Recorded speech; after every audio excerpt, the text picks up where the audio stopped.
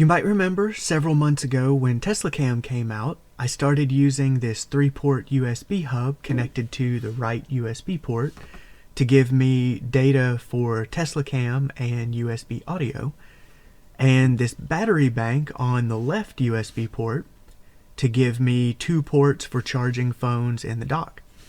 And this has worked out really well. This battery bank supports the 2 features that you must have to do this, and that's pass-through charging, where the battery bank can charge on the micro USB port while supplying power at the same time out of the USB-A ports, and also no power button. So there's nothing that you need to turn on when you get in the car. It just turns on with the car and it just works. Well, now that Sentry Mode is out, we've started getting a lot of questions about how to make all this stuff work together, and this battery bank is no longer for sale. So I went and found a replacement. This Zendur A5 has pretty much all the same features as the Into circuit does. It only has 2 USB ports, but that's really all you need for the 2 charging docks.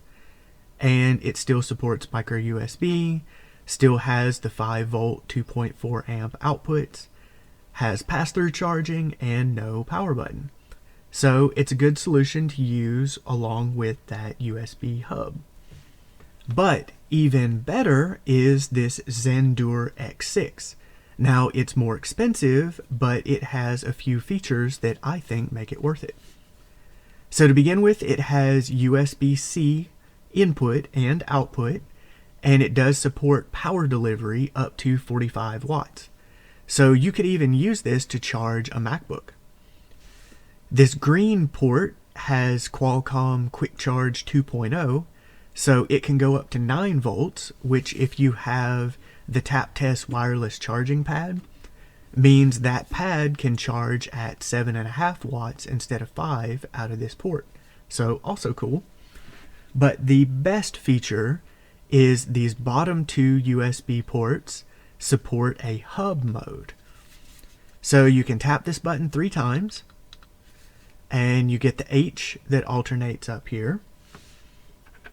Now you can plug your flash drives into these bottom 2 ports.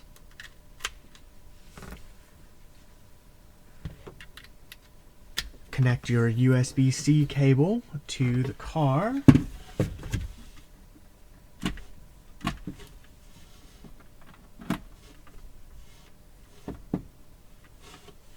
And as soon as I connected that, we now have USB showing in music there, as well as the TeslaCam icon.